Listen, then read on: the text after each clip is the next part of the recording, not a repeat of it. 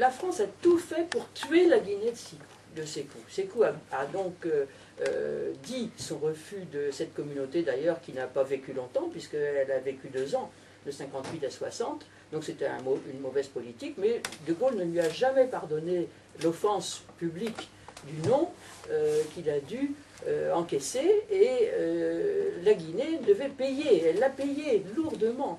Il y a un chef du service secret français qui a disparu, je ne sais plus comment il s'appelait, qui a disparu il y a quelques années, Maurice Robert, oui, qui disait bien dans un film où il a été interviewé que leur boulot à eux, c'était de dégommer Sékou, et ils s'y sont acharnés. Ils s'y sont acharnés. Donc il y a eu un sabotage, il y a eu toutes les tentatives possibles pour justement changer le régime. Et Sékou s'est défendu en tuant tous les siens. Hein, bon. Et vous avez aussi le sabotage économique, le sabotage culturel, puisque du jour au lendemain, alors que les pays en 60 avaient des encadrements français, c'était l'administration française, il fallait que et il y a eu des étapes. Hein, pendant un certain temps, les gouvernements africains regardez la Côte d'Ivoire avec Houphouët, on fonctionnait avec des fonctionnaires français. Hein, c'est les fonctionnaires français, d'ailleurs, c'est, comment dirais-je, Smith le dit dans son bouquin, qui faisaient tourner la machine. C'est les Français qui faisaient tourner ces pays. Eh bien, en 58, tous les fonctionnaires français en Guinée ont eu l'ordre, dans les 48 heures, dans les semaines, de quitter la Guinée. Vous imaginez le sabotage intégral de l'administration guinéenne. Un personnage comme le professeur, les noms, qui a écrit sur l'histoire que je connais bien, Suré Canal, qui était professeur en Guinée, a refusé d'abandonner son poste. Eh bien, il a été exclu il est rayé des cadres de la fonction publique française, et on a même voulu lui retirer sa nationalité. Parce qu'il a désobéi à l'ordre de quitter immédiatement la Guinée. Quand il est revenu, quelques années plus tard, il a dû recommencer, lui qui était le plus grand spécialiste peut-être de la géographie de ces zones, a dû recommencer sa carrière à zéro. Oui, mais Odile précise que c'était un communiste quand même. Hein. Oui, bien sûr, sur un canal. Mais c'est pour dire le climat. En fait, c'est quand même une anecdote qui montre le climat d'intimidation et de guerre qui était faite par la France à la Guinée. Et tout cela, alors on a vu le devenir de Sékou et les abominations que Sékou a accomplies en Guinée, elles sont indéniables. Hein, il y a eu des abominations avec le Bamboiro, avec tout ça, et des persécutions inimaginables sur l'élite guinéenne. Et cependant, la France n'a pas eu honte de renouer avec le vieux Sékou Touré.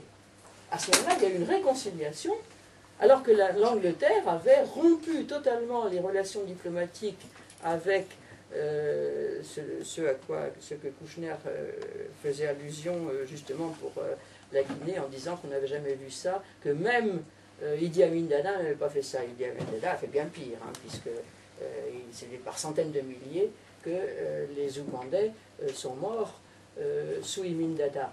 Mais l'Angleterre a rompu les relations diplomatiques avec Idi Amin Dada. La France, elle a rétabli, elle a persécuté le jeune Sékou Touré idéaliste, et quand c'est devenu un vieux tyran sanguinaire, elle a renoué avec lui.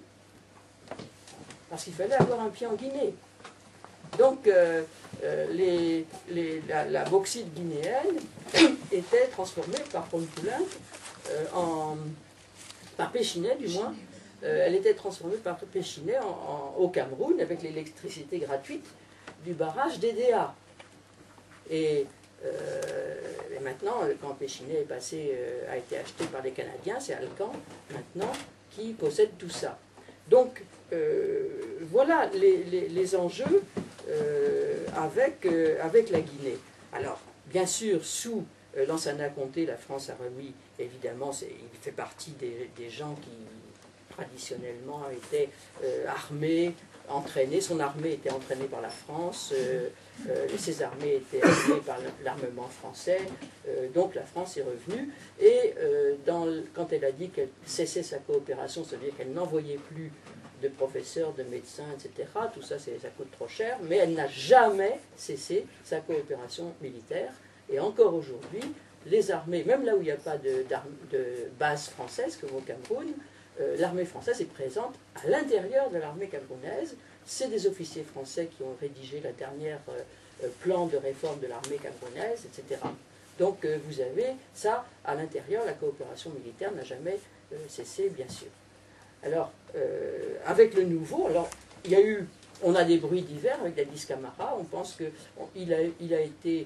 son éloge a été fait par Balkany, hein, qui est un des nouveaux personnages bizarres qui grenouillent dans les relations avec l'Afrique.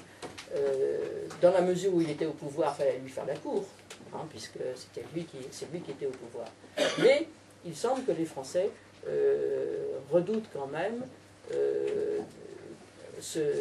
n'ont pas envie que ce soit ce personnage qui, bien qu'il s'ait validé pas mal de dictateurs, ils ont validé le dictateur mauritanien, ils arrivent, si vous voulez changer, vous faites un petit coup d'État, et puis ensuite vous êtes candidat, puis vous devenez président. Ça, c'est un processus qui s'est passé dans plusieurs pays africains, et tout le monde trouve ça très bien, et on trouve que la démocratie y trouve son compte.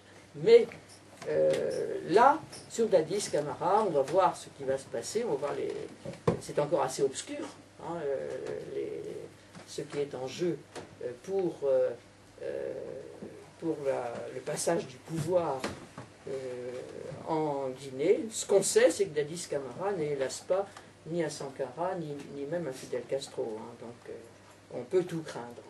On peut tout craindre parce qu'il faut des personnalités autrement plus fortes et pour résister à ces puissances qui veulent s'installer.